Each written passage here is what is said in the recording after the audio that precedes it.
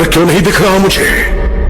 इतनी हिम्मत तुझमें कहां से आई? अल्लाहु अल्लाहु अल्लाहु अल्लाह। ईद अज बड़ी सर्दी आ। चाह पियावा बेगम 2 कप चाय बनाना अच्छी गई भरा आया वा। तेरे भरावां दा ठेका नहीं लिया, मेरे को नहीं बनदी। बना लो रोटी आपी तेरा ले गई अपने वीर ली।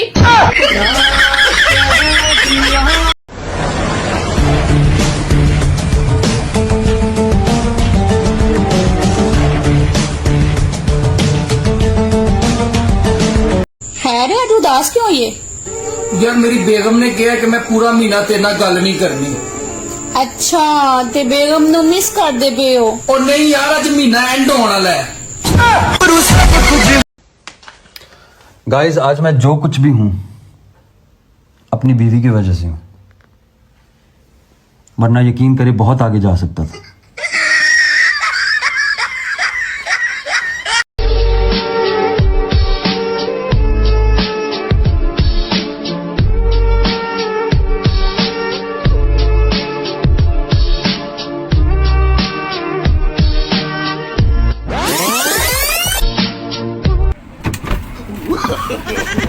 भाई अल्लाह का वास्ता इज्जत रख लो यार, भाई इज्जत रख लो यार।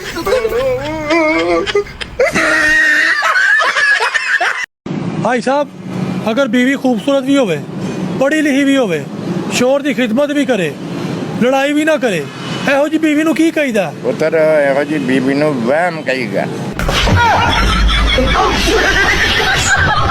यार आप तो बड़े खुश खुश थे, एकदम सैड क्यों हो गए हो? यार वो ना मैं शाम को छत पे चढ़ के गाना गा रहा था, आज मैं ऊपर आसमान नीचे। तो सामने वाले अंकल ने मुझे बहुत मारा है। क्यों? क्योंकि उसकी बेटी का नाम आसमा है। अच्छा भी है, मुझे पहले ही पता था कि आसमा के साथ आपका चक्कर चल रहा है। हबीबी हबीबी दस्त सता दिल में। ओए तेरा ते विआह हो गया, तू किदे नाल लगा है?